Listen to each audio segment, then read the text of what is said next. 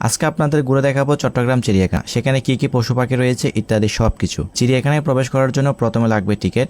জনপ্রতি টিকিট মূল্য 70 টাকা। 3 বছরের নিচে বাচ্চাদের জন্য টিকিট লাগবে না। 3 বছরের উপর থেকে সবার জন্য টিকিট মূল্য 70 টাকা। সপ্তাহে প্রতিদিন সকাল 9টা থেকে সন্ধ্যা 6টা পর্যন্ত চট্টগ্রাম চিড়িয়াখানা খোলা থাকে।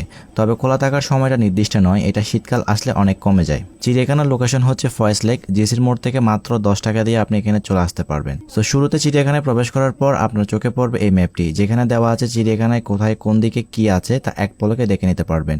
সম্পূর্ণ চিড়িয়াখানার আয়তন 10.2 একর। চট্টগ্রাম চিড়িয়াখানা স্থাপিত হয় 26শে ফেব্রুয়ারি 1989 সালে। এখানে আছে বিভিন্ন প্রজাতির পাখি, বিভিন্ন জাতের বানর, রয়্যাল বেঙ্গল টাইগার, বনের রাজা সিংহ, চিতাবিড়া, জেব্রা, গোড়া হরিণ, জলহস্তী ও অজগর সাপ সহ ইত্যাদি। সো চিড়িয়াখানার এক পাহাড় থেকে আরেক পাহাড়ে যাওয়ার জন্য খুব সুন্দর করে সিঁড়ি তৈরি করা হয়েছে। সিঁড়িগুলো বিভিন্ন রঙে রং করা হয়েছে এবং বাচ্চাদের জন্য এখানে ছোটখাটো শিশু পার্কও আছে। সব মিলে আমার কাছে চট্টগ্রাম চিড়িয়াখানা অনেক ভালো লাগলো। আপনারা চাইলে এখানে এসে ঘুরে যেতে পারেন, নিজের চোখে সরাসরি অনেক রকমের পশু পাখি দেখবেন।